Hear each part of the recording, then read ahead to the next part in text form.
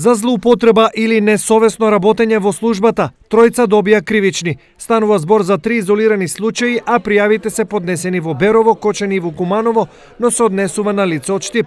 Во првиот случај, поранешна директорка на детска градинка во Берово се огрешила од законот откако при набавка на компјутерска опрема, целокупната набавка ја разделила на 2 засебни дела, за да ја избегне постапката за јавни набавки, со што им овозможила економските оператори да се стекнат со противправна имотна корист од 64.000 денари. Референт на секторот за мобилитет од Скопје доби кривична од Кочанската полиција. Таа издала согласност за регистрација на патничко возило и покрај тоа што податоците за сопственикот на наведеното возило наведени во царинската декларација и податоците за сопственикот на наведеното возило наведени во потврдата издадени од Бирото за метеорологија Скопје биле различни.